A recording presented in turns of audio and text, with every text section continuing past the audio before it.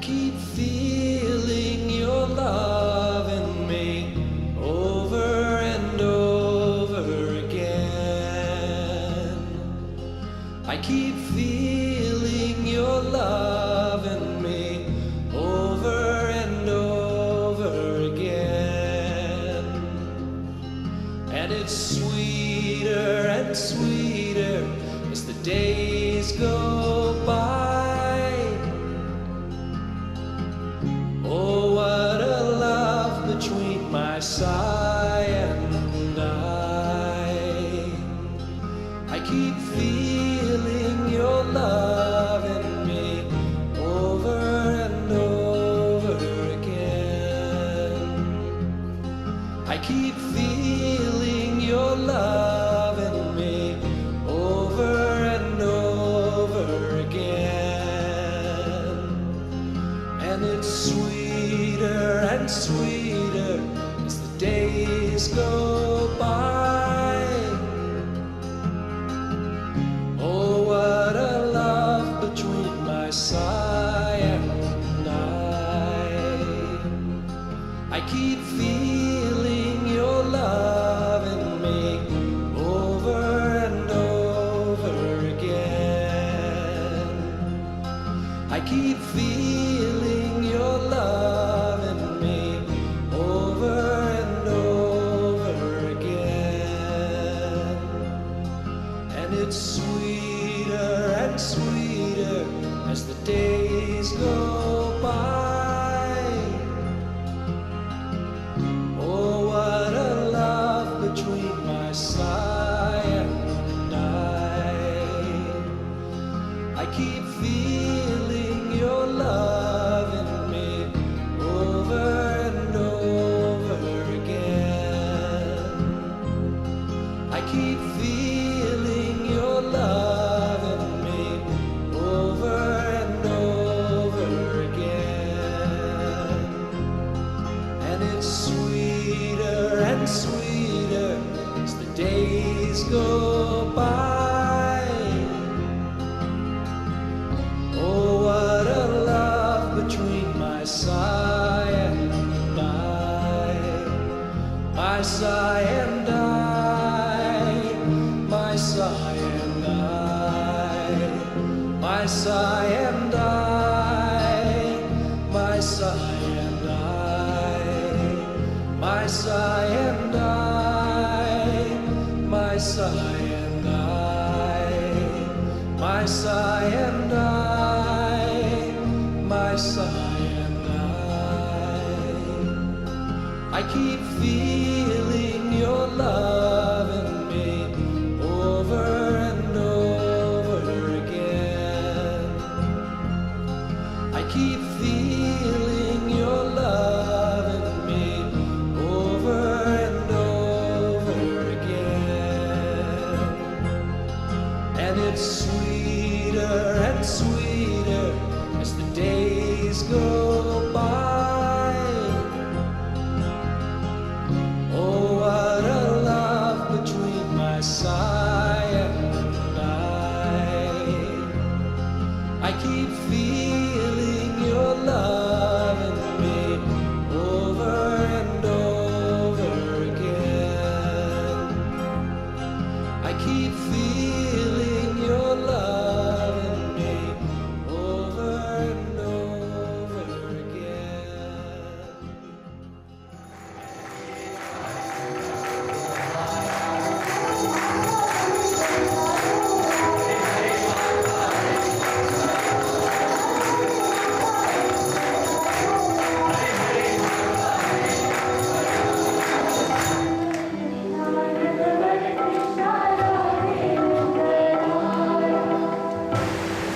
Om Shri Saram, embodiments of love. It sounds like I'm so low. Om Shri Saram, embodiments of love. You got the thumbs up. So I thought, what would be an apt welcome to all of you, and obviously our esteemed guests. And the only thing Swami kept on saying is, tell them about their blessings. So every day we receive many blessings. Some we're conscious of, And some just pass us by without us even acknowledging it. So today I want to say it is indeed a blessing that we have Uncle AK with us here today. So I must share this with you. Yesterday I quickly got hold of him before he was leaving and I said, we've been fondly referring to you as AK on our emails and WhatsApps in preparation for today. Is it okay that I introduce you like that? And he said, infamous words, why not? So why not? We are indeed blessed. And I think to be grateful, to count our blessings, to show appreciation, is how we expand our love continuously. And we must take not just obviously what we're going to be sharing today in terms of the wisdom that stands before us, we must remember about the blessings.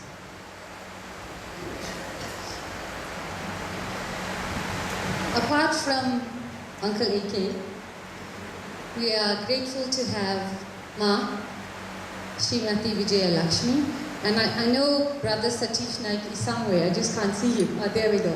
Thank you, brother, for making it possible for us to have this opportunity. And Auntie Savi may slip early, so I want to say our gratitude to you. I had it planned at the end, but I'm saying it now. To you and Kishan for making it possible for us to have a separate youth session. I think I said this at our youth camp 2 weeks ago, hey? So excuse the repetition for those that were there. We often refer to youth as the future leaders. So that means when you're youth, you shouldn't lead. Not. You are the current leaders, being molded day in and day out to lead in the future as well. So without further ado, some of the rules, can we call it rules of engagement for today? This is our session. Please relax, enjoy it, imbibe what Swami has to offer us today. Mostly, it is a question and answer session, so there will be roving mics if you'd like to pose any questions. We've got a few lined up already here. If you don't want to ask, we've got a Q&A box at the back. Please make your way and fill out the detail there as well. So without further ado, Uncle, Professor A.K. Sai Ram. Not youthful. Sai Ram. Here you go. Well, I have been given some questions to answer. Before I go to that, I would like to say a few words of introduction to youth. Usually, youth come under some age category. Say the 18 to 35 or 20 to 35. It's age factor. But youth meant something more. Not merely age. Not that I want to be included either. It's not so. But what is it that constitutes youth? What are the qualifications? What are the qualities of youth? Please checklist, something like income tax checklist. How many qualities you have. Then you know how many you are yet to cultivate. To do justice to be in the category of youth, but not otherwise. 1, 2, 3. Being a teacher for about 49 years, my service is much more than your age. I'm likely to put it in something like a lesson plan. I'll ask the convener at the end how many she remembers. The first quality, utsaha. This is taken from Bhagavad Gita, quoted by Bhagavan in his discourses to students on every sports day. He begins his discourse with this quote from Bhagavad Gita. First quality, utsaham, meaning enthusiasm, meaning not castor oil face.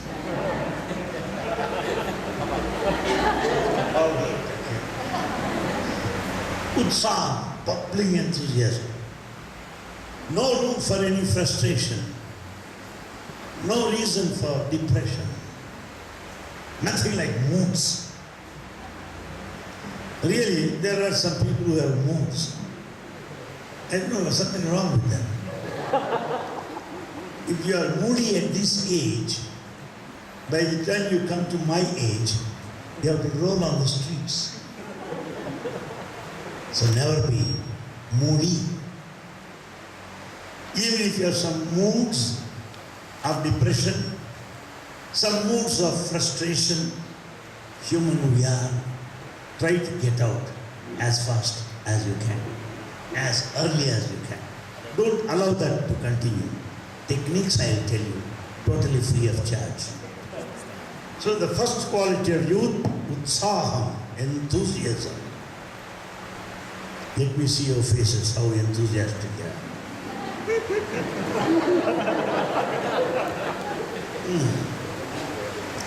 Tolerably good. But we can improve on that. First, utsaham. The second, dhairyam. Dhairyam. Dhairyam meaning courage. Courage. Courage means what? Courage to speak truth. Courage to take to righteous action, the action you believe. Courage to face people. Courage to face situations. Good courage, because courage has negative connotation. Courage to stop buses. Courage to disrupt peace. It's not that. Courage in the positive sense. First, utsah, enthusiasm. Second, courage. Utsaham, dhairyam, sahasam, utsaham, dhairyam, sahasam. Sahasam means what? Valor. Valor. What do you mean by valor? Do I expect you to fight on the streets? No. Valor, one should be valorous. Meaning, ready to face the challenges in life. We should not run away from challenges. We should not try to escape from challenges. I can face. Why should I say that? Bhagavan says this example. A person climbed Mount Everest. Very great thing. But after his return, he committed suicide. Why? He lost his son. He could not face that challenge. A person could swim Pacific Ocean successfully, but he ended up in a suicide. Why? He was divorced. Meaning, they could swim in the Pacific Ocean. They could climb the Mount Everest, but they could not face the challenges of life. That is valor. Utsaham, dhairyam, sahasam, 3. Buddhi, shakti, parakramam. Buddhi, intelligence. Discrimination. Not mere intelligence. Intellect. They are different. Intelligence is only memory. Intelligence is only recapitulation. Intelligence, recollection. Intelligence, planning. Intelligence, skills. But intellect. Intellect, judgmental. Intellect, discriminatory. Therefore, buddhi, intellect, sharp intellect. Meaning you should be able to decide what is good, what's bad, what is right, what is wrong. Into Buddhi Shakti. Shakti meaning energy. Man, I'm tired. Man, I can't. Would you get me some glass of water? So remove such fellows from the list. Remove from the list of youth. They should never get exhausted. Always energy ready. Is it possible? Yes. Baba was there. Baba is always energy. He never says, I'm exhausted, I'm tired. No. Energy. Why? When the ulterior motive is good,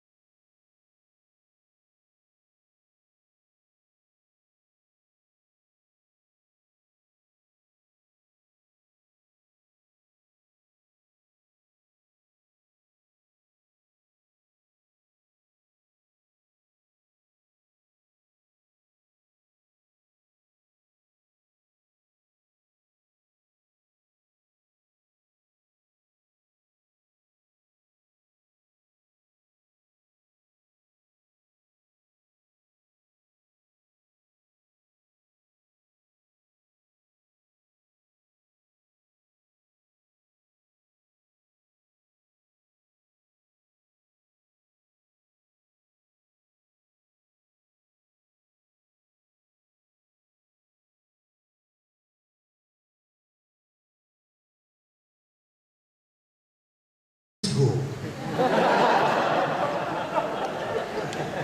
I love UK. There are a number of flights that will take you there.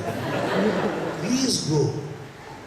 Don't stay in a country dreaming of a different country. It's very bad. So commit yourself to that country where you stay.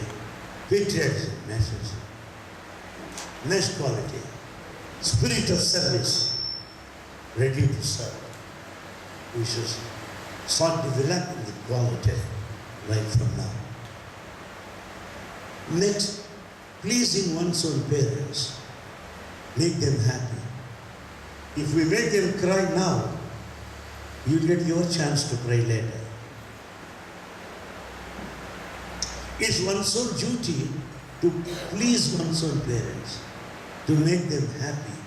One's own duty.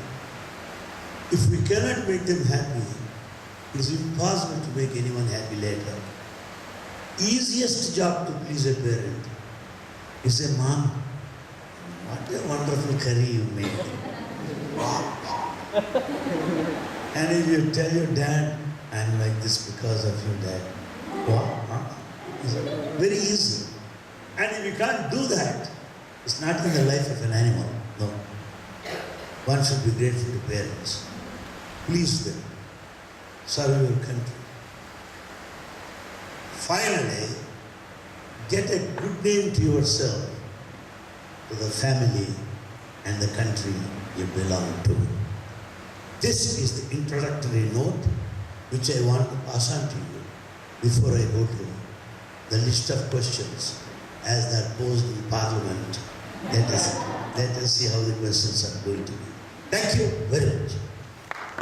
I can hear your voice also. Clarity. So, just to give you some context, these questions were from our last Youth Living for Truth program, as well as a combination of questions that came via the regions, on our Facebook page. Am I correct, regional communities? Anything else that I have? WhatsApp, yeah. So social media as well as our Youth Living for Truth program.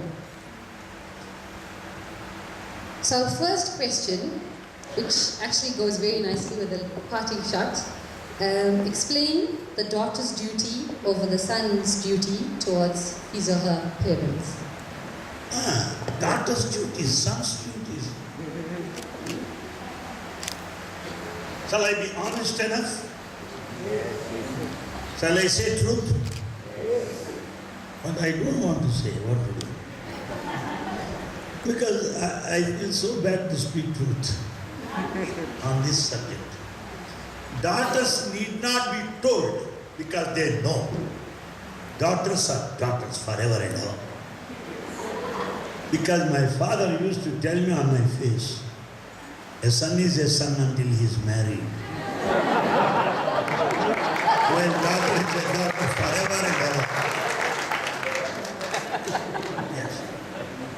It is the daughter who cries for the parents. Very much interested. Son chalta hai, they are fine. Not that I don't say they are loving. They are not loving, no.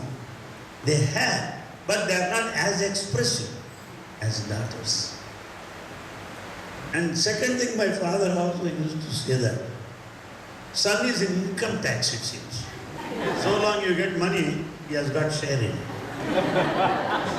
Daughter is sales tax. When once she got married, thank you, that's it. Therefore, daughters need not be told what they should. Daughter carries with her that feminine element of affection, love and sacrifice, care and concern. Fathers of daughters know this pretty well, who have sons also. By contrast, they know. But at the same time, the duty of a daughter is to bring a good name to her parents by being very good to her in-laws. If your mother-in-law says you are a good daughter-in-law, well, I am very happy. Your mother-in-law should say that. Not my mother. My mother is a grand. Please keep quiet. Your daughter-in-law. We know what kind of daughter you have. No. Daughters should get good conduct certificate from their mother-in-law. That's very difficult to get. Not ordinary thing. Not ordinary. Nowadays it's more difficult. So the duty of a daughter is to get a good name to parents by being very good to in-laws. Parents somehow they can tolerate, they can adjust. But in-laws, if you are not good to them, they will blame the parents. Is that the way how he has brought up his daughter? Useless fellow. I get this certificate for you. Please don't do that. The daughter's duty later slowly, as they get married, they should be ideal mothers. Ideal mothers. Ideal housewives. The torchbearers of family tradition, family culture. Very important. The name, esteem, prestige of the family depends upon the woman. So there are many roles expected of a daughter. And most of you have all these qualities. So nothing to be commented upon further on this, only to assure you, reassure you, remind you what is expected of you. That's all. Thank you.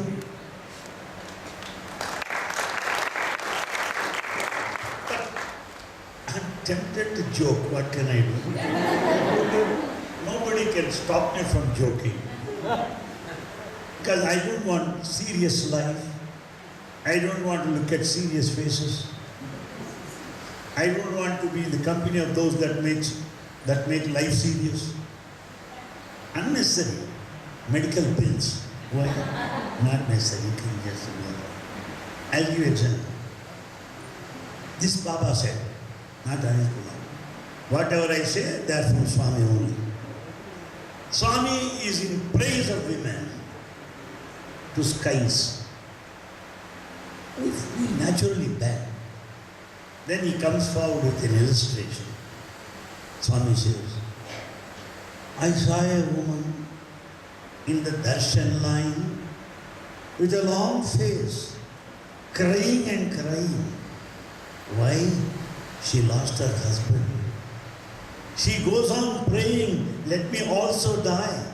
Why should I be alive? I cannot live without him. So a girl, a woman. I turn towards a man who is ready with a letter.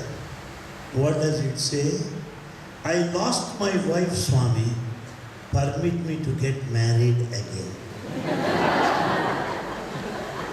Permit me to get married again. That's what Baba said. Baba said clearly, I am yet to come across a man who cries for the loss of his beloved as much as a woman. So that certificate given by Baba, after all, who am I? Yes, next. I won't allow you to sit. Okay. The significance of wearing white to the center and whether the rules should be something to follow as a guideline in life. Usually white dress is worn in all Sai centers by everybody and students also. White stands for purity. Then you may ask me why you are in a colored dress. Simple thing, a reality. Swami went to Delhi. I followed him. I love dress. This is British legacy. Those who are of the British training, they are well dressed. Nobody will come in shorts and with a whistle. No, it's not like that. Pakka, well dressed. So I followed Swami and I was wearing new suit, specially stitched. Somehow the hook here is not fitting there because new one.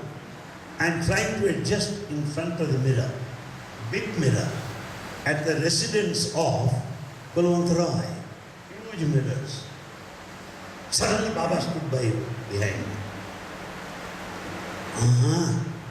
Alankaramaya, decoration, makeup.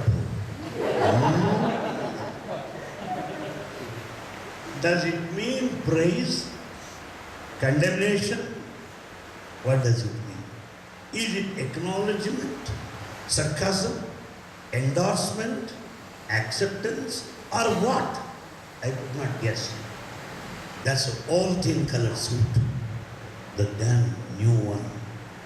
Somehow I went there and followed Swami and translated his discourses, and in the afternoon after lunch, Swami has gone up, talking to VIPs. Suddenly, he called loudly, Anil, Anil, Anil, come. I ran and went there, sat there. Then he went on asking me, how is my talk? Swami, very nice. What did you like? I said somewhat. How do you like my talk there? Second talk, very nice. What did you like there? I mentioned points. You cannot bluff. Very nice. You should tell why. Why? So that you repeat again. Eco session. Oh, I was kidding. Then I understood Swami is in a good mood. He's surrounded by VIPs. The power of 1,000. Then I said, Swami, the External Affairs Minister came for your darshan. Jaswant Sinha. In India was the government at that time. Yes, he came for him a darshan. His old ICS officer, they are always tip-top. Swami, yes. Swami, the finance minister also came, Jaswant Sinha. Yes. Jaswant Sinha is IAS man. He's the batchmate of our Chakravarti. They are always good. Some Pramod Mahajan, Minister for Broadcasting, also came. Yes, see how disciplined they are. They are nice. Fellows who are in the government for 5 years and we have to quit the government thereafter, or may have to quit even before for lack of confidence vote.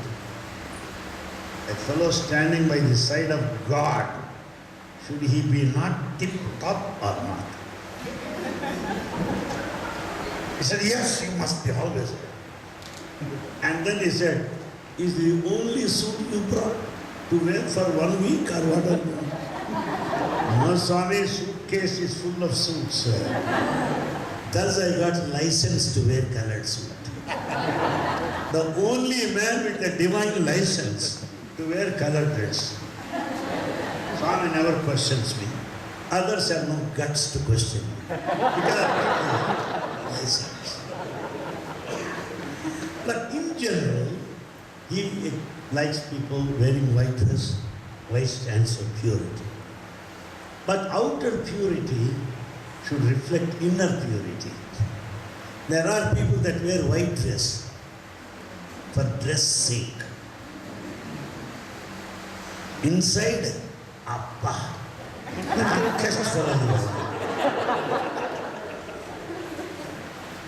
The address is only symbolic. That's all. It's not everything in life. And then the question is, rules should be something to follow as guideline in life. It depends upon the occasion. It was the time of International Heart Specialist Conference. Swami wanted everyone to wear suits and come there. They are the full suits, the coats and neckties. Yes. And he permitted people to come there with the shoes on. Therefore, regulation or rules depends. They need to be relaxed depending on circumstances and the situations. We cannot be rigid. Suppose when President of India or President of South Africa is on visit, you cannot say I'm in white, I'm in Pakka farmer. Yes.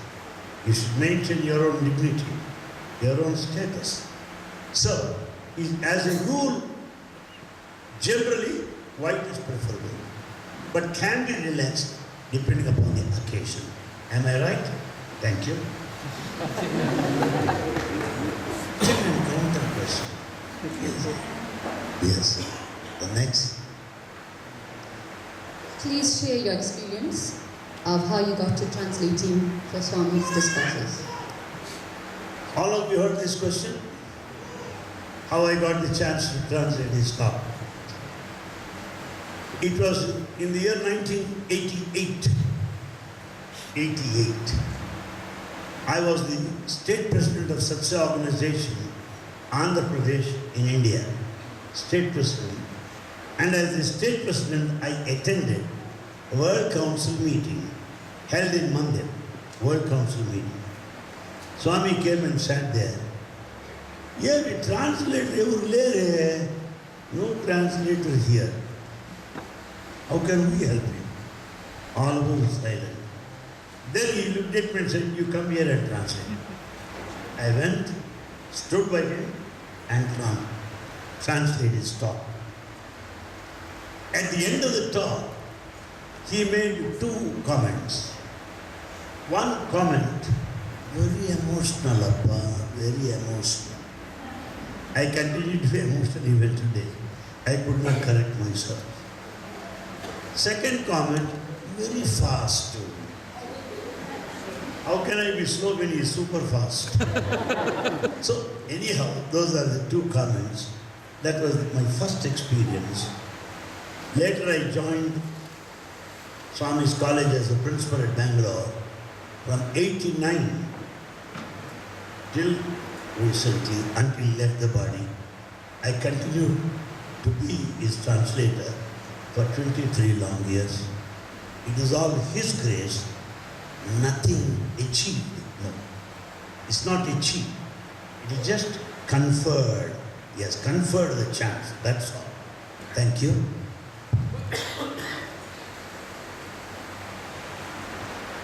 I think we do have a few more, and from the box as well, but we'd like to open it up. Okay, Lena. Yeah, and then we can come back to the list. Sure.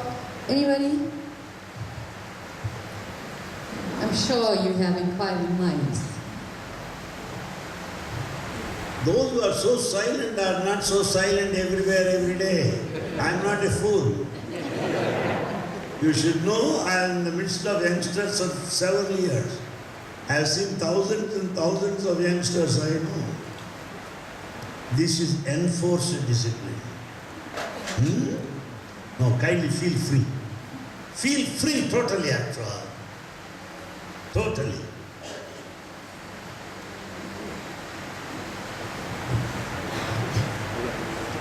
Sarah. I got the first question. As youth, we understand the male and female segregation, but I think it would be nice if you could explain it in Swami's words and help us understand it a bit better. Male and female segregation. This is a very old one, not a recent problem.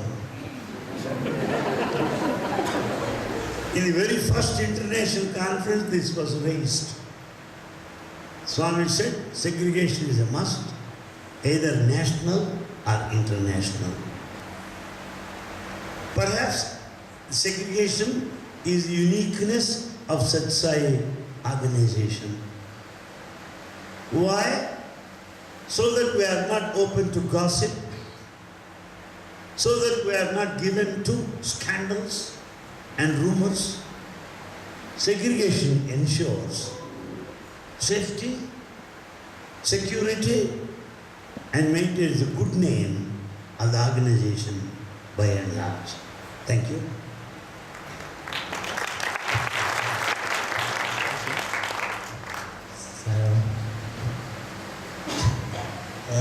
So my question is related to some situation. So sometimes in life, I feel that no matter how hard I pray or try my best to do Swami's work, things that I ask for, the few things that I ask for don't get fulfilled easily. But family or friends who don't really believe in God or don't have any inclination to do anything religious, they get things in their life so quickly and just like that. Like, why is that?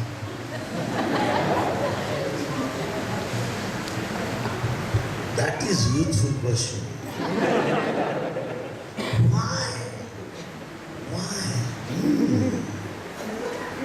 My friends, some prayers are answered, some are not. Some get fulfilled, some are unfulfilled. Why? The reason is we do not know what is good for us. Can anyone say that this is good for me? You cannot say. How do you know it's good for you? You may decide that it's good for you at this moment. Our judgment, our evaluation is based on to the moment. In the long run, you do not know whether it's in your interest or not. So some are not fulfilled. Some are not satisfied for our own good. Some are done for our own good. So whatever that happens in our life, it is for our own good. It is the attitude, the temperament, the psychology, which is more important than fulfillment or non-fulfillment. How you take it.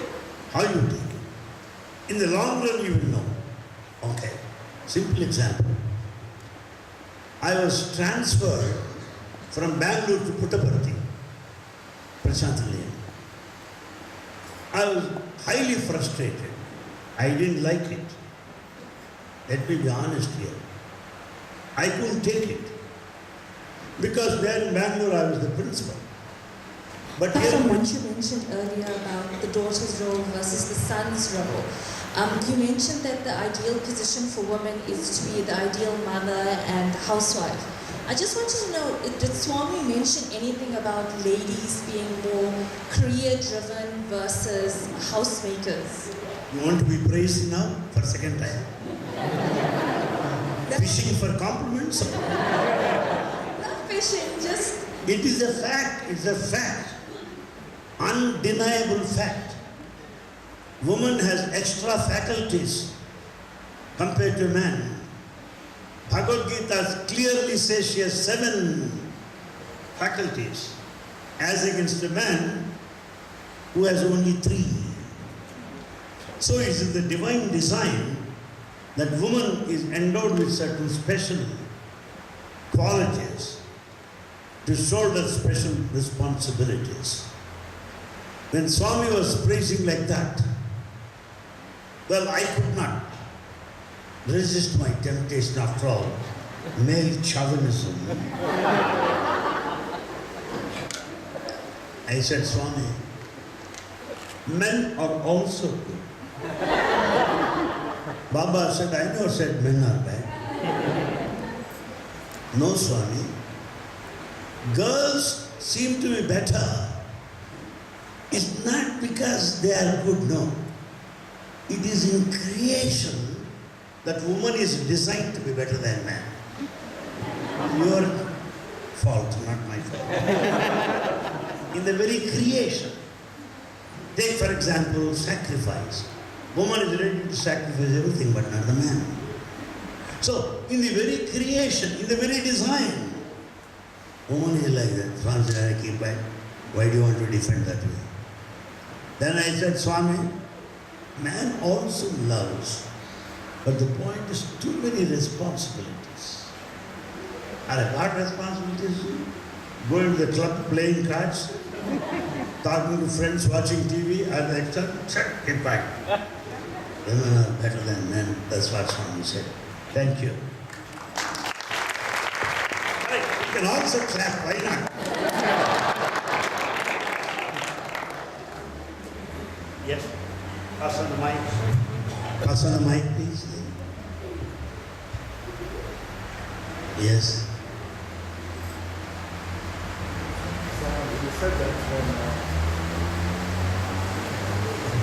He said that when a boy says girl, girl says boy, you see you're right to marry. Please elaborate. What does it? I don't get it.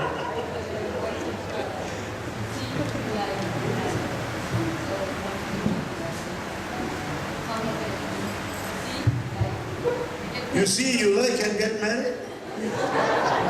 You cannot see everyone, you cannot like everyone and get married. It is for the other person also. And today, women are more careful. They don't simply say yes, yes, no, no, no.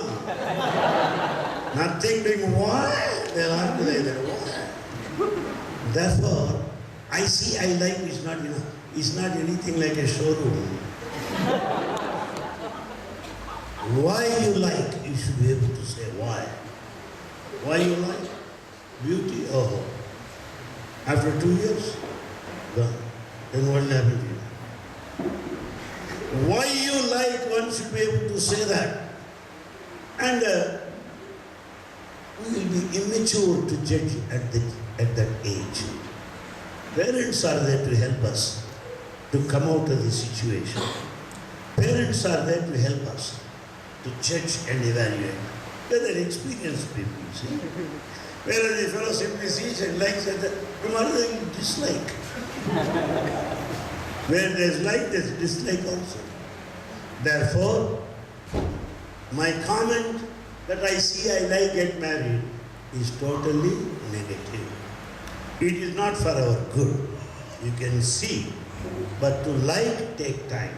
To get married, longest time possible. Thank you.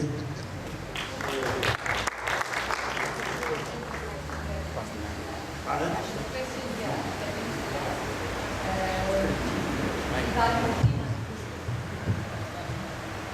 question that we already have that links to that, and I just want to attach it to it. So it says, regarding the 3-month rule. 3-month rule? 3-month rule. Is there such a rule that when you meet someone, you should marry them within 3 months? 3-month rule. Don't come with a 3-month rule.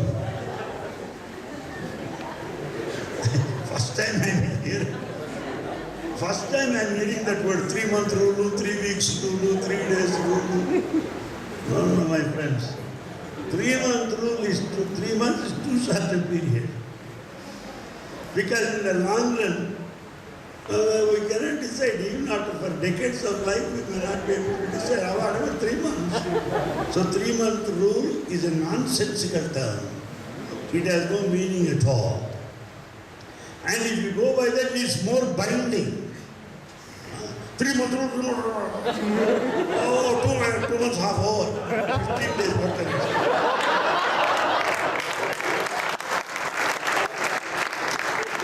You are stuck there. No rule at all. Take your own time.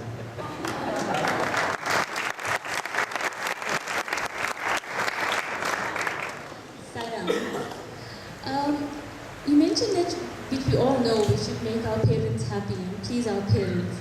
What happens in a situation where you meet a person and want to get married to the person who's from a different religious background or cultural background, and your parents are not happy with this? Parental love is independent of religion. One may get married to a person of different religion, but parents are parents. Initially, there will be some revolt, repulsion, aversion. Initially, parents are first people to get reconciled in society because they want children to be happy. After all, they will try to defend you more than anybody. You know Mr. Anil Kumar, there's one gentleman. He said, Mr. Anil Kumar, my son married there. He's Pakka Orthodox Brahmin, I know. Philippines got meaning? Complete meat eating and all that. Okay. Okay, sir. Oh, what can I say? Very good, sir. Good to know that. That man started telling, you know Mr. Anil Kumar? My son wrote 18 letters to convince why he wants to marry the Philippines girl. It's only after my permission he got married. He's defending, is it? Parents are first people. Though they react, though they feel sorry, but they get reconciled very soon because they love you more than anybody else. They gave their life, they gave their blood, they gave their energy, they gave their resources for you. Therefore, never doubt a parent, even in the wildest of dreams. Thank you.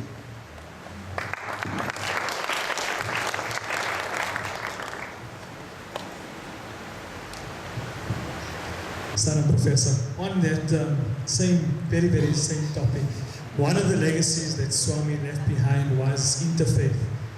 I don't know, I'm speaking from a personal background, I don't know if anyone else has the same problem, but amongst our elders, our parents, that idea of interfaith is still not at their core. How do we as youth, without disrespecting our parents, because hope on our parents every day is another legacy of Swami's, how do we promote this interfaith in respecting all religions without trying to disrespect our elders and our parents? Did you attend my talk this morning? Did I not explain how a fellow from Brahma Samaj came to Baba? Much against the wishes of the parents and grandparents? But to my knowledge, unless someone denies, I'm tolerably good son, bearably good grandson. The thing is this, I may differ with my father, I may disagree with my grandfather, yet it doesn't mean you have to fight with them. My parents and grandparents had no faith in Swami, yet But I never went on hammering, Baba is God, Baba is God. I know who is God, please go. Don't hammer them like that. Be polite. Be happy with them. You don't need to propagate Baba. He has not appointed you for that purpose. You are not Messiah. Don't take that job on your shoulders.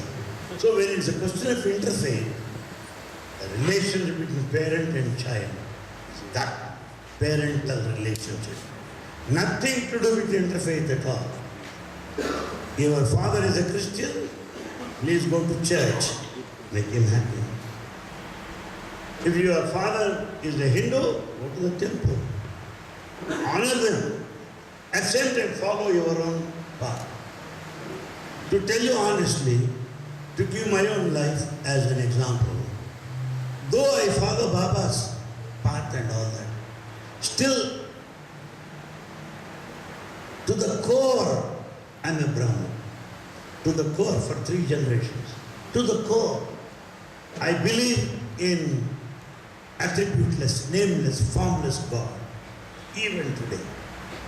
That's the reason why many people say, how do you feel separation from God? How do you feel absence of Swami? I have a silly question. It's a problem to you, not to me. Because from the beginning I am convinced that God is formless and nameless. That all forms are His. That all names are His. So there is no question of missing. Therefore, to the core I am that. But yet, the philosophy, the knowledge, the awareness, service activity, that's all gift of Baba, gift of Baba. I am eternally grateful to him. Therefore, we don't get into a conflict at all in this area by respecting the other man's viewpoint of view. Simple, another example.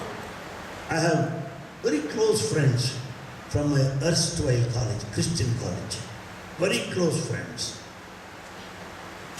Somebody asked, Anil Kumar, you influenced thousands of people. Why could you not bring those 3 of your friends to Sai Center? Why? I said, I am not an evangelist. I am not here to convert people. It's not my job. If they ask me why I am here, I will tell them. If they ask me what I got, I will tell them. Not otherwise. By not raising this matter, we are friends till this day. If I go on digging into the ears about my own faith, my own religion, it is fanaticism, it is dogmatism, it is lopsided view, which area I don't get into. Am I clear? Thank you.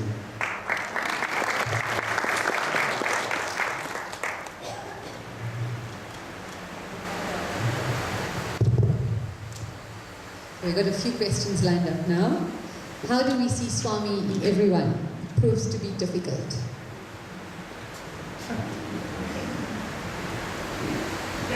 Yes, to say I see Swami in everyone, if anyone says something fishy,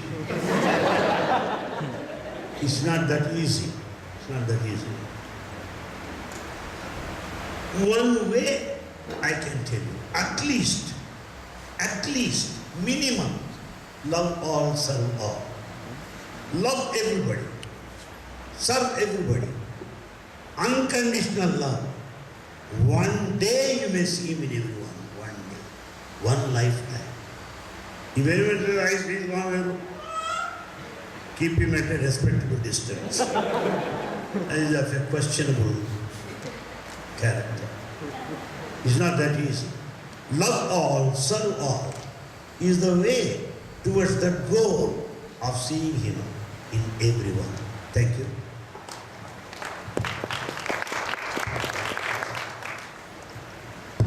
Hello. I have a question, or a couple of questions. Good. The first one is, why do we take off our shoes when we come into a place of worship? Let me answer that. Then you can come to the second question. We take out our shoes as a mark of respect. When you are in Rome, do as Romans do. In South India, Tamil Nadu, in certain temples, men should take out their shirt. Nothing. Only they will have the lungi what they wear. That's all. Why? That's temple tradition. When you go to church, you kneel down. Why not you stand? That's the tradition. Muslims do that. Christians do that. Why? That is way. So, when once we are at a place, as a matter of respect, we follow that way. Or else better we don't go there. Because that place demands that. That's a simple example. Court. As a lawyer, I'm supposed to wear that lawyer's dress and go. Why? My argument is important, not my dress. At home, not here. You are supposed to come in a lawyer's dress. We should honor the rule and the regulation. So also in religious places. Thank you. Next question. Okay, question 2. Why do we fast, especially or only at the times where there's a religious day or something is happening? Why? I don't see the point. If a person wants to fast, they should just be vegetarian. Good. We fast on certain days, specific days on the calendar, as attach it to some religion. But actually, fasting now and then is good for health. Once a week. Fasting is good. This fasting, from the religious sense, is different. The Sanskrit word for fasting is upavasa. Upavasa, Sanskrit word. Upa meaning near. Vasa meaning living. Live near God, in constant thought of God, constant contemplation of God. That's what upavasa is. Since people find it difficult, let me fast, that is upavasa. It's not so. The religious principle meaning living close to Him, in thought of Him. But from health point of view, fasting is good. Am I clear? Thank you. Okay, last question. Very controversial question. So, what is God, and why do you specifically, why do you personally believe in God? You said, what is God? God is an object, not an object or a thing. What is the table? What is the class? What is God? You have put it, who is God? Now they're saying, what is God? Both of us are trained by the British in English. You and me. Well, who is God? God is energy. God is energy. God is cosmic energy. The energy that makes me speak. The energy that makes you listen. The energy that makes all of us work. That energy, cosmic energy, is what we call God. One meaning. Second, God spelling G-O-D. G, generator, creator. O, organizer, Vishnu. D, destroyer, Shiva. G-O-D, generator, Brahma. Organizer, Vishnu. Destroyer, Shiva. Creation, sustenance, destruction, God. Thank you. Sairam. Swami says, be a better Hindu, be a better Christian. So this question is around Hindu festivals. Should we be joining our temples, churches with these religious festivals happening? Or should we as an organization be holding our own bhajans and study circles? They are not different. Sai bhajans are not different from visiting a temple. Sai bhajans are not different from visiting a church. Sai bhajans are meant to sing in praise of God. There is nothing wrong about it. But it is not sinful to go to a temple. Why Prashantalam is a temple? Come on, cook on the road. And it's not fit for cooking. Cooking, that's kitchen. Bedroom, you cannot cook there. You cannot play there, it's not playground. So every place has got its own design, its own purpose. Similarly, a temple is a place of worship, contemplation, meditation, where from energy waves reach us. That's the purpose of temple going. Thank you.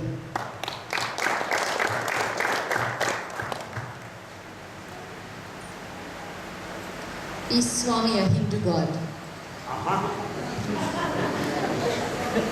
Is Swami a Hindu god? I want to meet a Christian god. I want to meet a Muslim god. I want to meet S-I-K-H, Sikh god, not S-I-C-K. Sikh god. God is one and the same.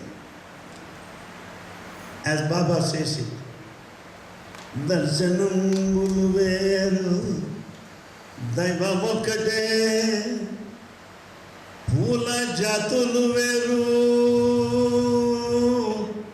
Pulu Vokate Pula Jatuluveru Puja Vokate Jiva Jatuluveru Janma Vokate Pashula Vanaluveru Palu Vokate. I know that we don't follow the language. I have not quoted to let you know how scholarly I am. It's only to give you the feel of Baba's quotation. That's all. Pula Jatuluveru Puja Vokate. There are different flowers, but worship is same.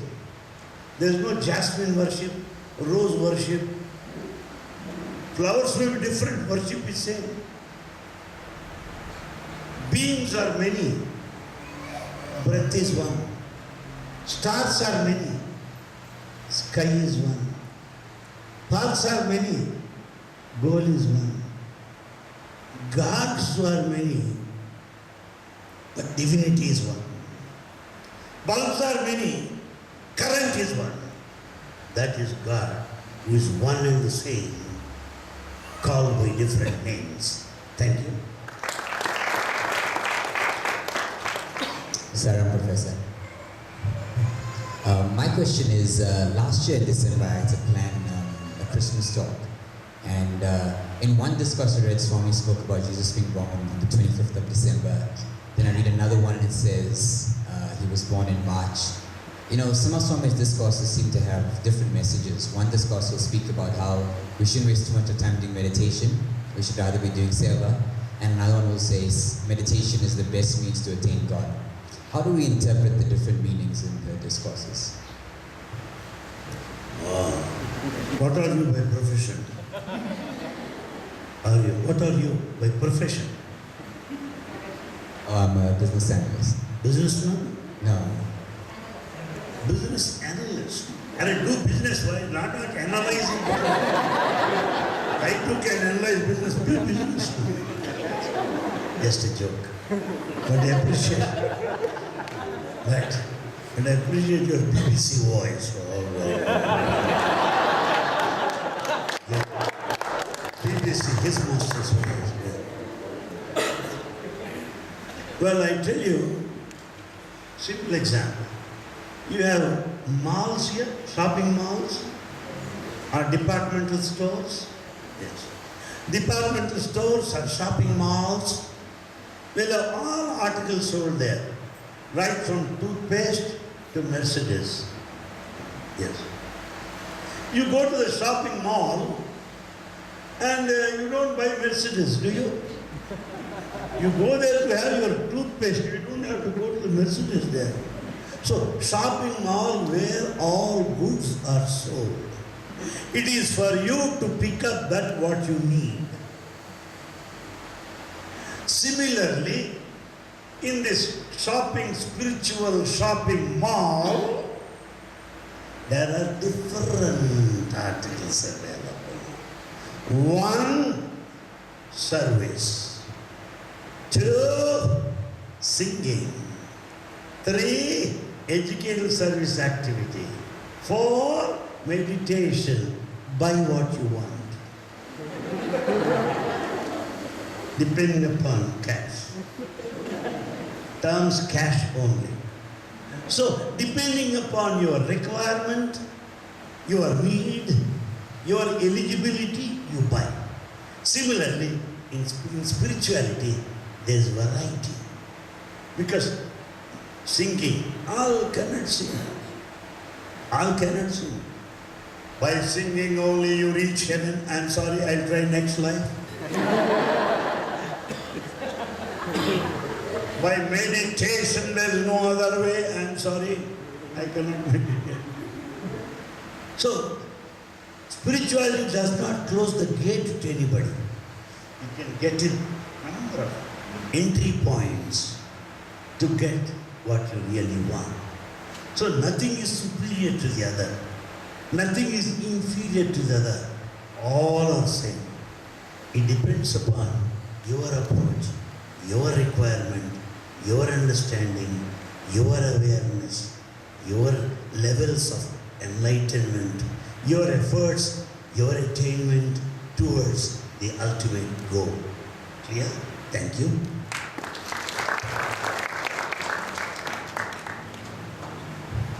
Why is karma important in our life, and how should it be interpreted? All of you heard this question? Please repeat louder. Let me hear your loud voice first. No, your neighbors tell me that you shout at home. I do. Why is karma important in our life, and how should it be interpreted? Karma means action. Is there anybody who says no action? Heart is beating, action. Blood is circulating, action. Lungs are breathing, action. So there is nothing like actionlessness. There is action in everybody. So then, how shall we interpret it? Baba gives this example. It seems a fellow came and said, "Why? I can do anything I like. And then, okay, I got all freedom. I can do what I like. Can do? Why not?" And God tells him, "Arey boy, you can do whatever you like. But be ready to face the consequences to your action. I can keep my hand in the fire, why not? Please do it immediately. Get it burned." Similarly, be prepared for the results of your action. Therefore, action is conditional. Action, reaction. For every action there will be reaction.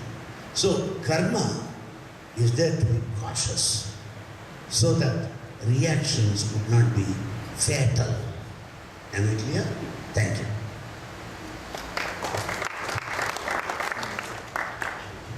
How do we train our monkey mind to remain in equanimity when faced with challenges? It's good that we accepted monkey mind. How to keep it steady while facing the challenges of life. Please, youth, follow this. Very important. Seniors, if they follow, it is too late.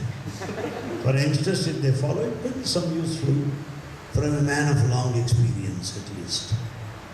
Quoting Baba's literature. Never try to control your mind. There are some people say, control your mind first, that fellow has no control. You cannot control your mind. Not that easy. Children, child, goes on shouting, goes on playing. Can you control that child? When you control, the child starts crying. When you further control, You will enjoy it. You will see that. You cannot. Therefore, don't try to control your mind. When you control it, reacts. I'll see. Something like Alsatian dog. If you say, it will jump on you. Tame the dog. Train the dog. But don't challenge the dog. Monkey mind is like that. Don't challenge your mind. If you challenge, you will be lost. It's not that easy to control the mind. So what can I do? You can divert the mind. Divert the mind. When child is crying, you should not close the mouth. Child will cry further.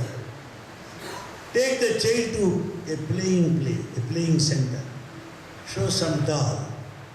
Do some gestures to engage the attention. So divert the attention of the child, not control the child. Similarly, divert your mind towards healthy things. Somebody's mind is towards the wrong side. All right, let it go. At that time, go towards the right direction. Attend bhajans, diversion. When the road is under repair, what do? Take diversion. You don't go along the same route unless you are ready for an accident. There will be both. Road and repair, take diversion. Similarly, when mind is restless, when it is confusing, take diversion. Go to some service center or go to some bhajans, read some literature or read some, just listen to nice music. Divert. Slowly, the power will slow down. So don't try to control, but try to divert. That is the secret. Am I clear? Thank you. This is a bit of a story. Attending a center for about 5 years. Thereafter, in 2011, office bearers' rules did not quite make sense. There was a lot of untruth, so I stepped back. Did not attend the center for 2 years. However, continued prayer and sadhana at home. After 2 years, I joined a new center and am now labeled a center hopper. Am I running away? You are not there in Sai Center to judge others. Sai Center is not a place of judgment. It is not a place to court-martial people. Who are you? You eat for your own appetite. You drink water for your own thirst, not for the neighbors. So you go to the center to correct yourself, to improve yourself, to be blissful, to enjoy life. Don't bother about anything. I tell you, my friend, you are all young boys, after young girls. 43, 44 years of journey in spiritual organization, like Satyasai organization, Abba.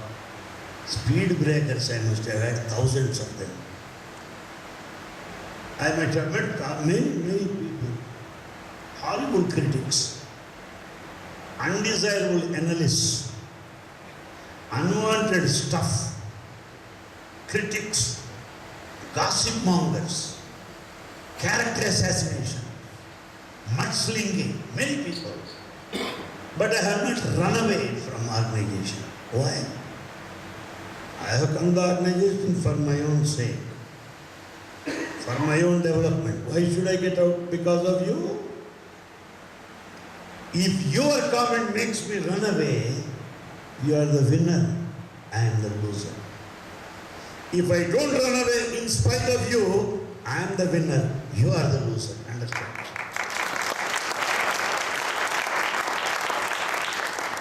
Because you go on scandalizing, harassing, torturing, thinking that man would run away. If you don't run away, that man has to run away from the place or from the planet. Yes. Many people tried to see that I would run away. A personal note. With due apologies to everybody.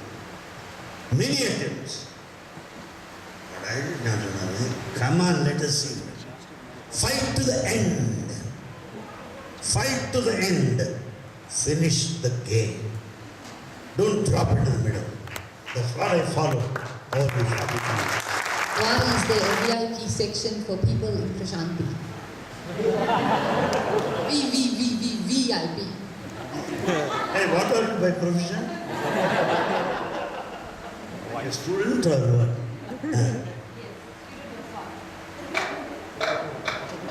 You are youth leader. Other youth be cautious.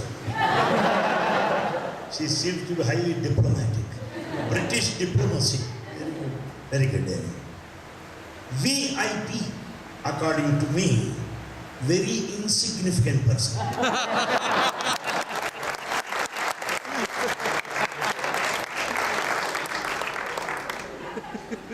There is only one VIP, very important person, only one.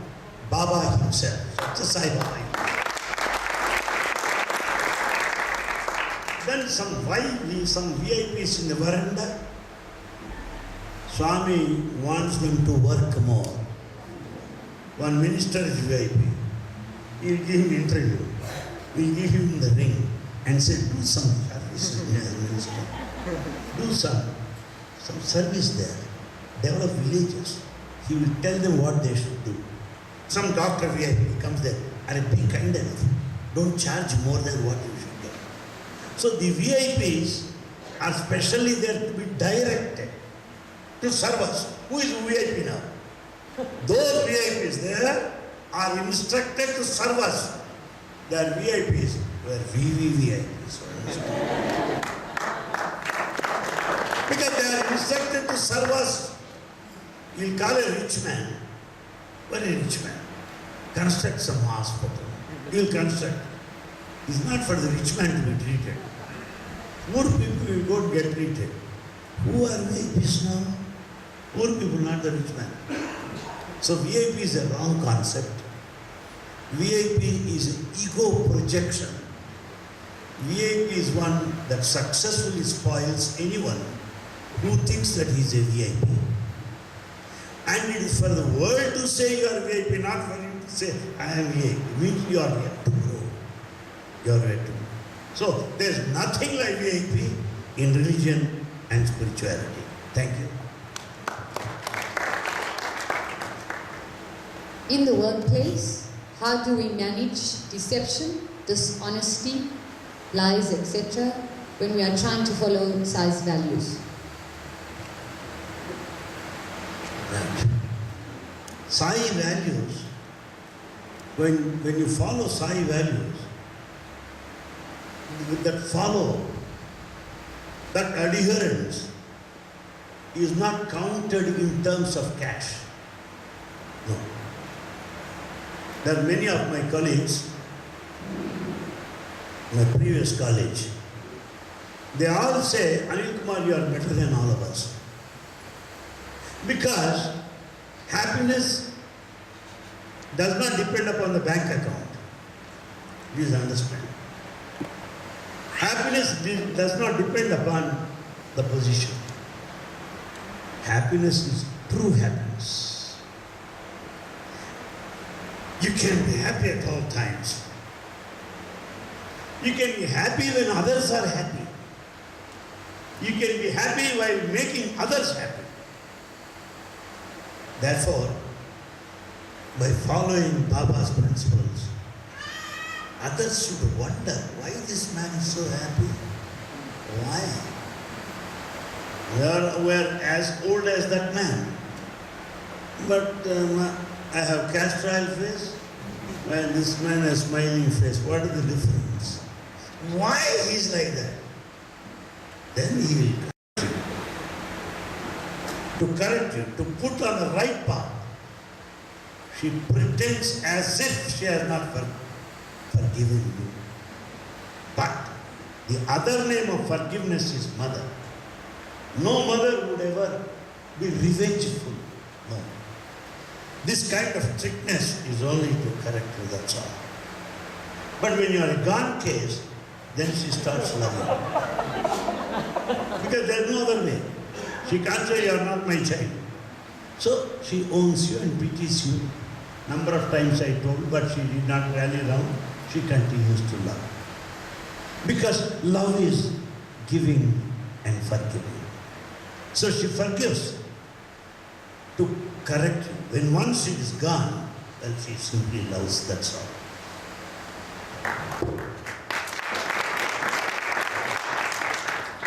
There are two questions here, but it's more or less the same, so I'm going to summarize it.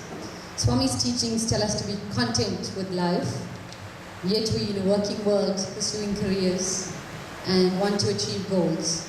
How do we strike a balance between sealing on desires and still attaining balance? Very simple. Content. Contentment. Content. Contentment. Feel contented. English is really royal English. Yeah. What is contentment? How to feel contented? How to be content in life? Very simple. Be happy with whatever lot you have. Suppose you have 20 lakhs, be happy.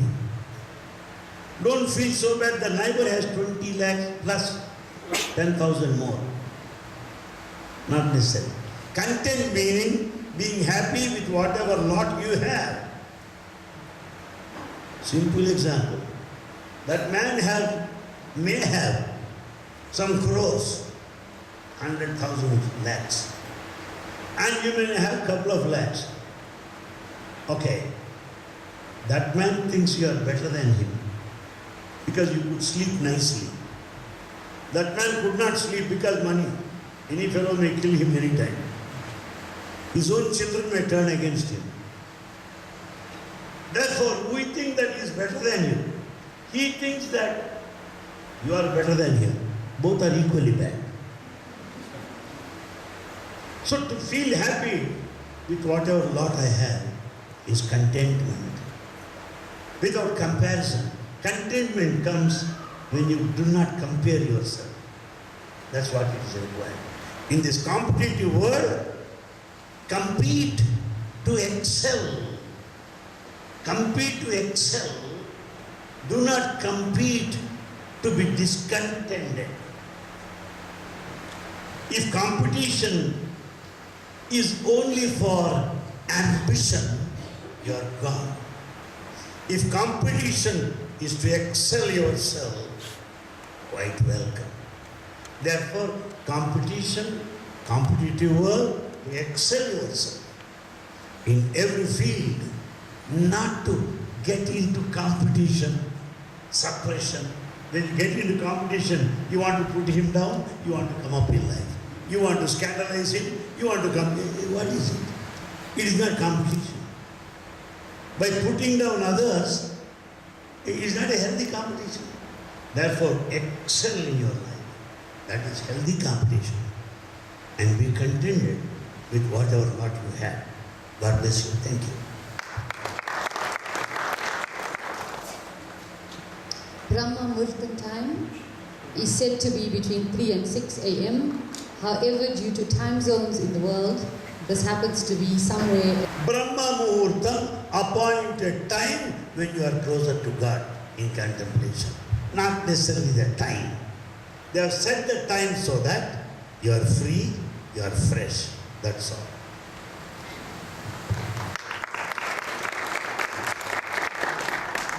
Swami talks about detachment. How do we do that? If we don't practice detachment, you will be detached forcibly. Yes.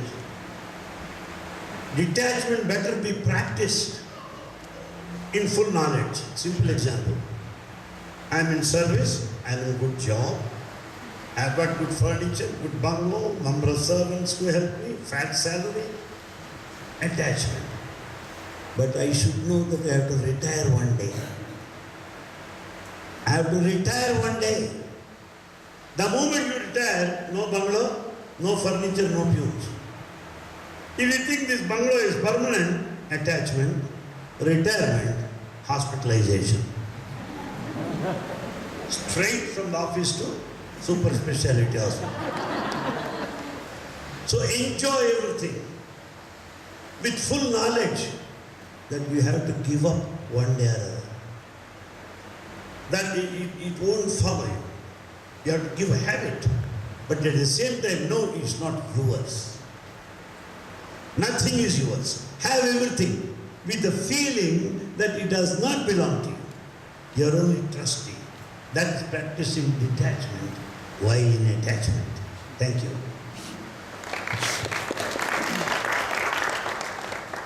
So we have last 5 questions. I'd like to open it up one last time. If there's any final question, comment, wanting to share? Uncle Subri?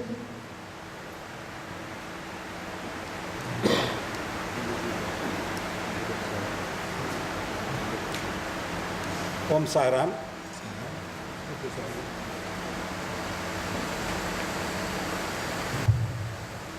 Om Sairam. I think the youth will agree that Uncle Subri is a youth. I'm asking this very important question more to protect our youth because I love you. I'm not here to expose it. No. The question I want to ask is important. Lots of our Sai families, parents today, are devastated. They're devastated because they lost the child through suicide. And it's happened in the country. We lost many, many youth due to suicide. And to protect our youth that's here, I'd like you to advise them because peer pressure is quite heavy. Some of them cannot handle it, but suicide to me is a shortcut. I don't think that should happen because I've been helping and counseling parents that up to today cannot handle losing their children. So I'd like you to discuss that, please. Suicide is an act of a coward. A timid fellow resorts to suicide. Cowardice, timidity. One thing. Suicide is out of desperation, frustration. Number 3, suicide is a method of escape from the problem. These are the things as I analyze suicide as it is. But I may tell you, my friends, all religions, all scriptures, all saints, all sages say in one voice that suicide is utmost sinful act. Utmost sinful act. And scriptures further say that they have to pay the punishment double. And third thing, the scriptures again say, I say from the scripture, I am not saying that on verification, on something, no. Please follow me carefully, what? Scriptures say this. What is it? A man who leaves the body after death, will get into another body. Punarapi jananam, punarapi maranam, punarapi janani, jatareya seganam. Born and reborn again. But in the case of suicide, he will not get into next mother's womb. He will be in between for a long time, which is a horrible, terrible, horrifying, unbearable, frightening situation. If one takes birth immediately, good. If you vacate this house, come on, you are to the next house. You cannot keep all your luggage on the road. You vacated this. Where is the luggage on the road? Do you do that? You find out some other house and shift. You don't keep it on the road. Similarly, a natural death will take to the next life naturally, comfortably. Whereas suicide is a hangover between the two situations, which is really tortuous. Because they unfulfilled desires. There are some desires to fulfill. They are not fulfilled. They will be hanging there. Devils are these souls. Whom all we call devils are these spirits, the souls or the spirits are those that commit suicide, hanging over there. Another, scripture also says, don't resort to suicide because of some problems, because of some situations, unavoidable situation, unbearable problems. Don't resort to that. Why? Because of this problem, I suffer. Finish, there ends the matter. I have taken 10,000 loans from the bank. I clear the loan. Finish, I am free. If I don't clear the loan, interest, compound interest, I have to pay 50,000 later. Therefore, that karma which we are bound to suffer, let it be exhausted now. By suicide, what happens? It will repeat then. You cannot escape. Simple example. A prisoner is caught. A culprit is caught. A theft is caught. He is punished for 6 months or 6 years, as the case may be. But the fellow ran away from the prison. He ran away. What will happen? After 2 years or 3 years, police will catch him. That 4-year punishment plus running away from prison, 4 years, it becomes 8 years now. So when we run away from the cycle of karma, we have to pay double. We have to pay double. So suicide, meaning inviting more punishment, more problems, more torture. Complete the cycle. Come on, face it. Let it be over. And when you face the problem, you will have the joy of coming out of it. When you run away from the problem, is a proof that you are a timid fellow, a coward. I'll face karma. Why not? So, be brave. Yes. Never run away from the challenges. That is the message of Bhagavad Gita. Thank you.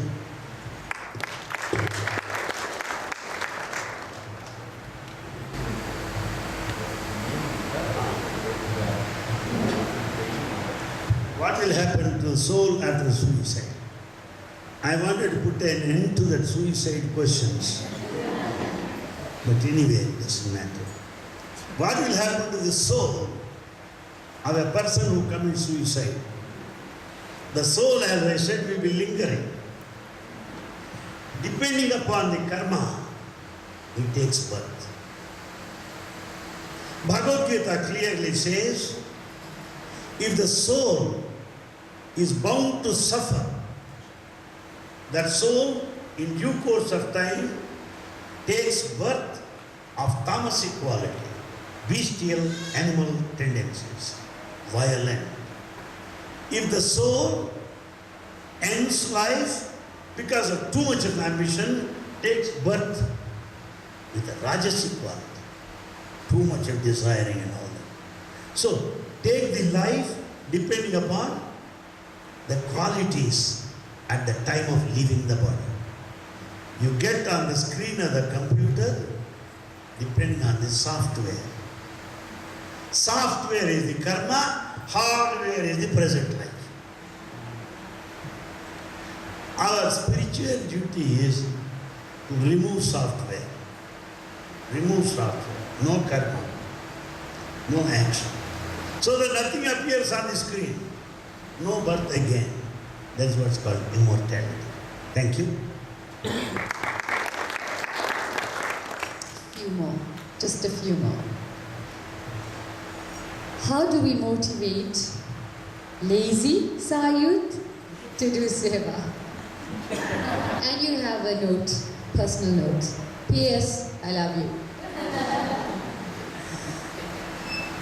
There are no lazy youth. Youth are youth. Youth lazy are because of bad leadership. If the leadership is good, nobody would be lazy. Supposing I see you working hard, I cannot be lazy. Supposing I see you very active, I cannot be lazy. We feel condemned. When you are very active and move like that, I sit like am I sickly or what? Why all people are active? Why I am like this, like a baggage and luggage, condemned thing, why, what happened to me? So, the ambience, atmosphere will make you quite active. So, lazy youth are in the wrong company, at a wrong place, misguided. When once they get into service activity, well, they'll be active youth. Laziness is rust and dust.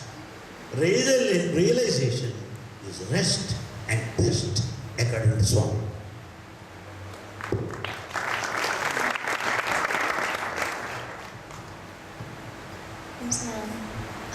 My question is around Swami's will. So, how do we understand the difference between Swami's will and free will? Swami's will and free will, and how do they live together, or do they? Swami's will is divine will, which will happen. Free will may happen, may not happen. I have free will to drink coffee, but who will drink coffee here? Free will. Somebody should drink coffee. So free will you have, but it may not happen. Divine will, you have to be born at a certain point. Manufacturing date of birth, date of expiry, that is divine will. Divine will is that which will happen. Human will is the free will, which is based on choice. May happen, may not happen. Am I clear?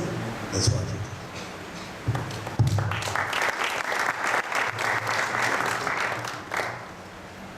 Why are devotees following individuals rather than Swami? How do we get back people's focus onto Swami? Sir, interesting question. Repeat again.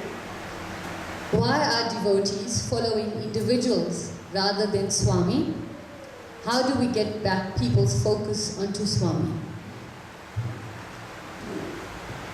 Supposing I find my child always in the neighbor's house, what does it mean? Neighbor's house, the child finds more love, so she goes there. Some are free with outsiders, not with their parents. I know some fathers telling me, please advise my son. I'm not ashamed to say that. Should I advise your son? There's a gap between parents and children. And therefore, what I would say is, let there not be gap like that. That we be able to communicate freely and easily. And your question is, yes, what do you say there?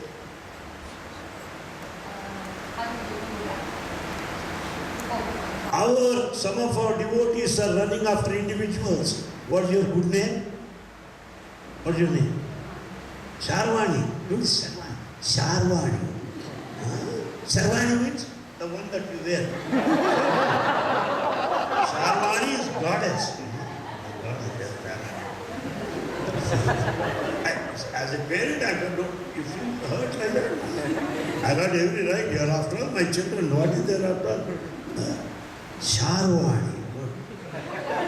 Good question. Our people are running after other individuals, leaving Swami. Why? One,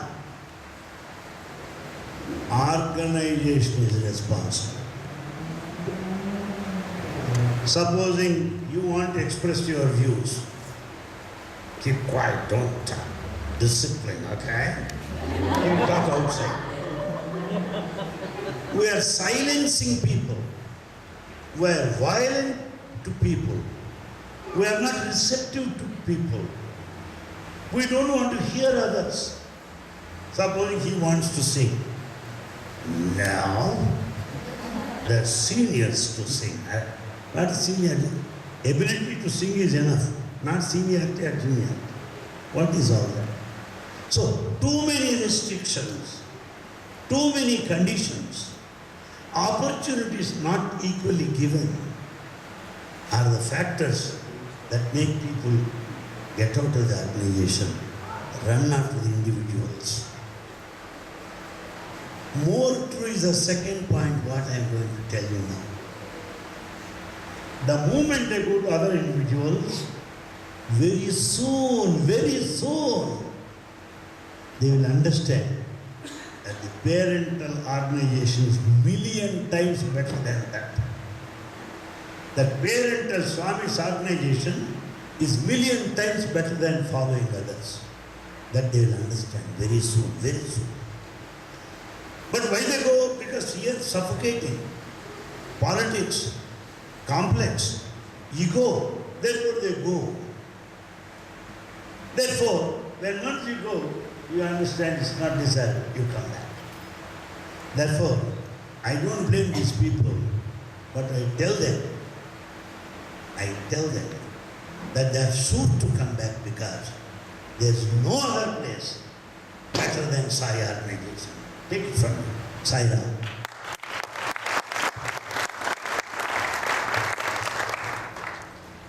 What is the expectation of youth in our organization? What is expected of youth? First, discipline. Second, duty. Third, devotion. If you follow the discipline, you do your duty. When you do your duty in a disciplined way, that is devotion. Nothing more than that.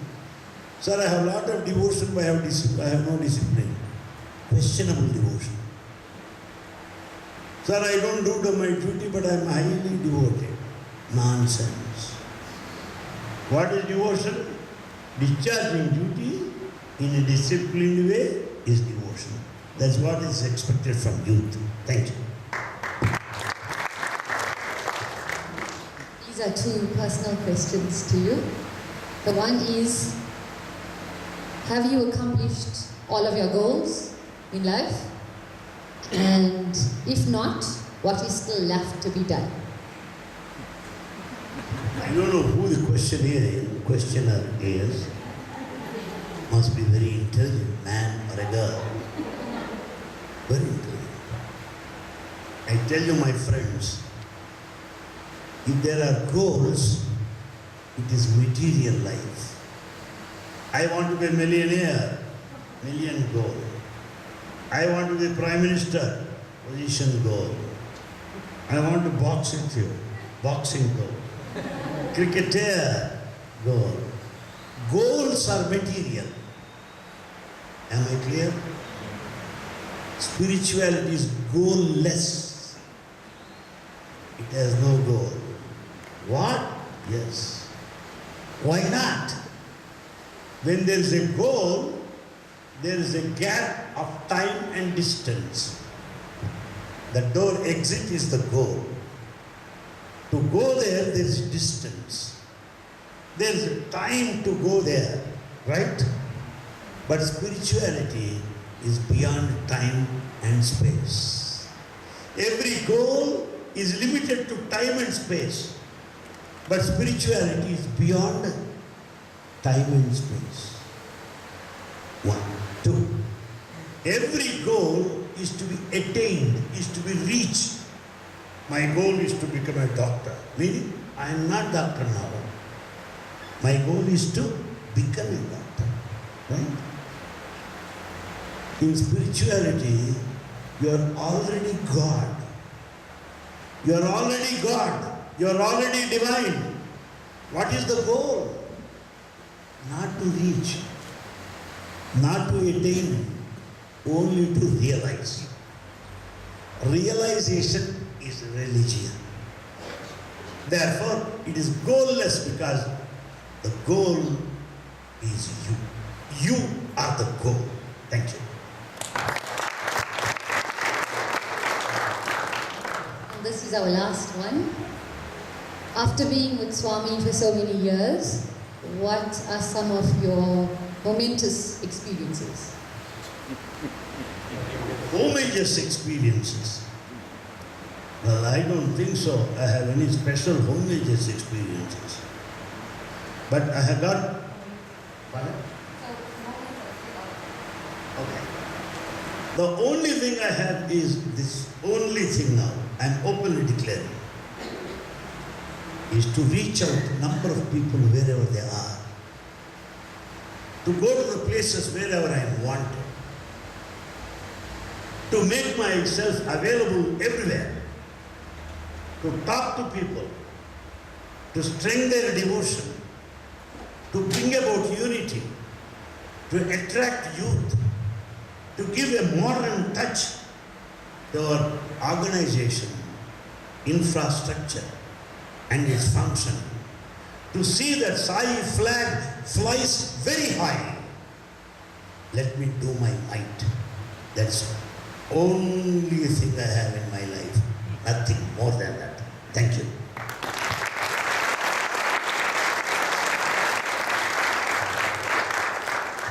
Now you all say, come on, thunderous applause in appreciation to Sharmani who did it.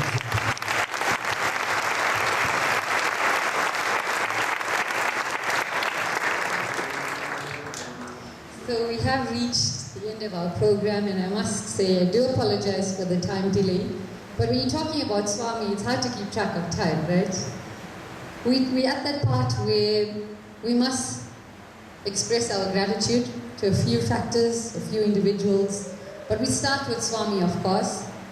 Our beloved Swami, who is our guide, our master, and our endearing friend. Without him, thy will be done. Without him, nothing moves, not even a blade of grass. To Pretoria region, Midrand Sai Center in particular, we thank you for gracing us and hosting us ever so lovingly. All the hands that served, and there's too many names for me to remember or to name, so every single one that was part and parcel of making today a success, making today an experience for each and every one of us, we are grateful.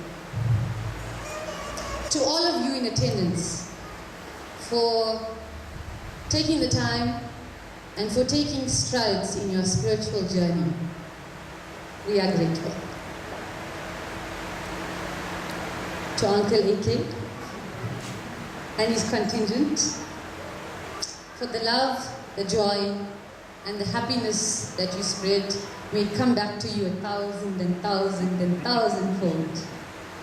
And there's an apt way that I'd like to involve all of my brothers and sisters in saying thank you collectively.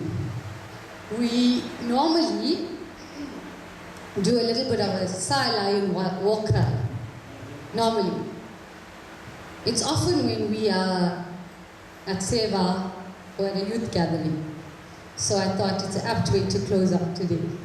Jai Bolo, Bhagwan Shri Satya Sai Baba Ji ki Jai! Ji ki Jai! Ji ki Jai!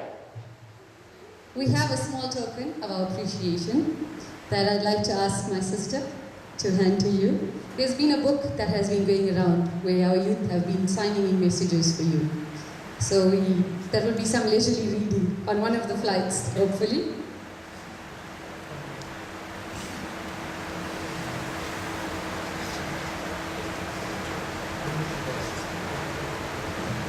Singer. Singer, yeah.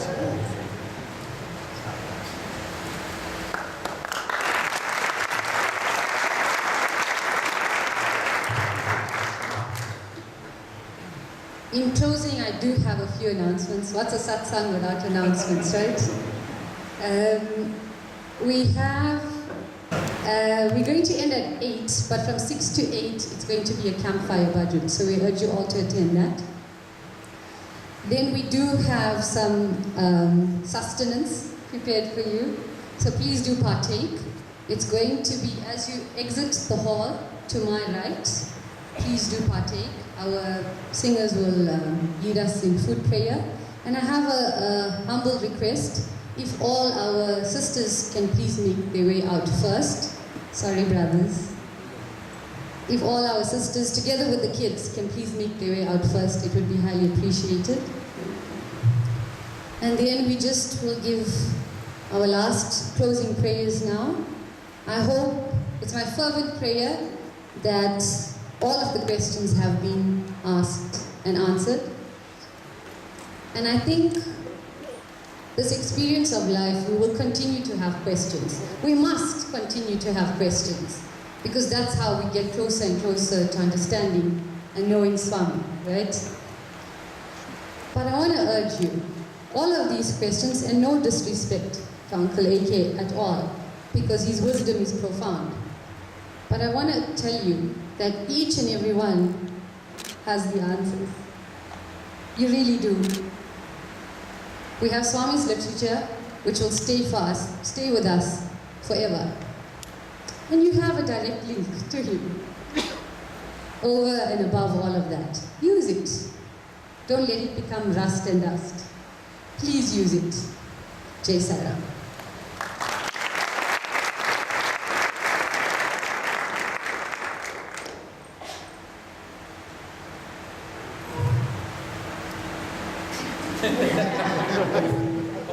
How many years of marriage is this? Just 49. Just 49. He says she says he. She wants you to be our as convenient. Couple of days. Huh?